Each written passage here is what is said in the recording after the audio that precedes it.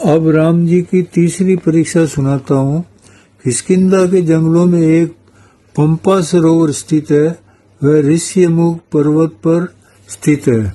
जब राम जी और लक्ष्मण जी पंपा सरोवर पर पहुंचे तो ऋष्यमुख पर्वत पर से सुग्रीव नामक वानर राजा ने देखा। सुग्रीव ने अपने सहायक हनुमान जी से कहा कि कपिराज, वे जो दो राजकुमार इधर आ रहे हैं, उन्हें मेरे भाई बाली ने तो मुझे मारने के लिए नहीं भेजा है ना। तुम जाकर उनकी सच्चाई पता करो। हनुमान जी ने ब्राह्मण वेश धारण किया और वे उनके पास गए। भगवान राम ने अपना परिचय दिया कि वे अयोध्या नरेश दशरथ के पुत्र हैं। मेरी पत्नी सीता का किसी ने अपहरण कर लिया है, उसे ढूंढते फिर रहे हैं। तब हनुमान जी संतुष्ट हो गए और दोनों भाइयों को सुग्रीव के पास लेके आए। दोनों मित्रवत मिले। फिर राम जी ने पूछा कि आप इस पर्वत पर क्यों रह रहे हो। तब सुग्रीव ने बताया कि वे अपने भाई बाली के डर से यहाँ रह रहे हैं, क्योंकि शापवश वह इस पर्वत पर नहीं आ सकता। और ये बताया कि बाली ने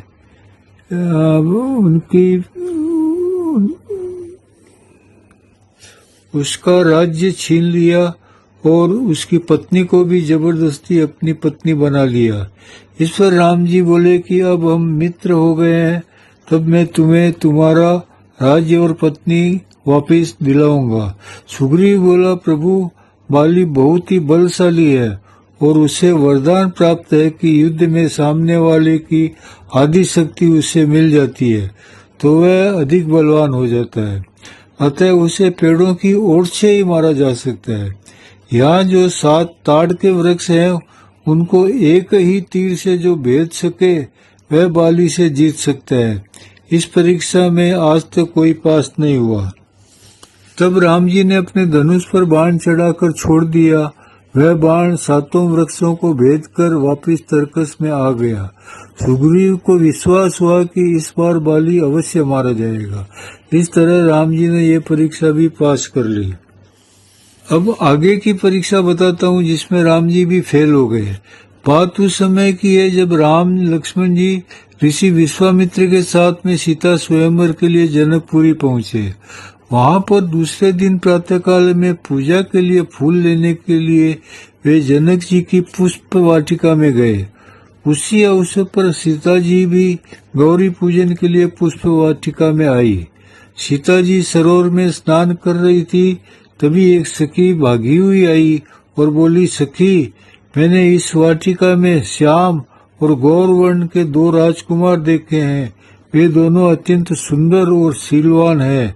ये वही राजकुमार है जो कल विश्वामित्र जी मुनि के साथ आए हैं। यह सुनकर सीता जी उन्हें देखने के लिए व्याकुल हो गई।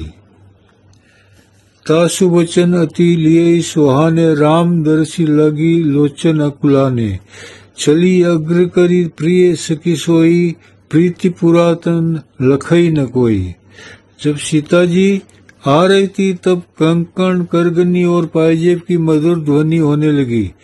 वह आवाज सुनकर राम जी ने मुड़कर देखा तो वे एकटक निहारते रह गए। असकई चितई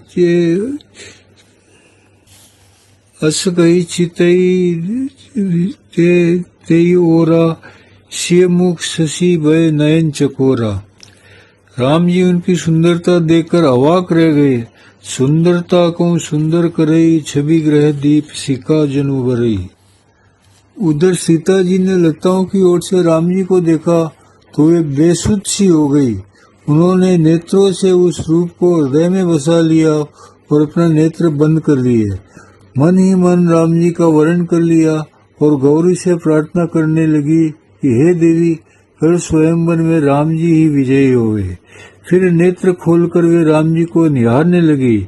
राम जी के चेहरे पर पसीने की बूंदें चमक रही थी और वे फूल तोड़ रहे थे। यह देखकर सीता जी सोच में पड़ गई थी, ये नाजुक सा राजकुमार जिसे फूल तोड़ने पर भी पसीना आ रहा है, वह शिव धनुष कैसे तोड़ेगा। ये मेरे सरकार की मानवीय लीला थी जिसे सीता जी पहचान नहीं पाई। इस तरह राम जी और सीता जी अपने दिल से हार गए और एक दूसरे के लिए व्याकुल हो गए। जब सीता जी ने गौरी से प्रार्थना की तब गौरी ने उन्हें आशीष देते हुए कहा, सुन सिय सत्य आशीष हमारी, पूजी मन कामना तुम्हारी। और आगे कहा, मनु जाई रांचो मिलई सोवर, सहज सुंदर सांवरो, करुणा निधान सुजान शील, स्नेह जानत रावरो। सीता जी को देवी की वाणी सुनकर संतोष हुआ। यही भांति गौरी आशीष सुनिसी सहित ही हर्षी अली, तुलसी भवानी पूजी पुनि पुनि मुदित मन मंदिर चली। तो इस प्रकार हमारे प्रभु दिल से हार गए।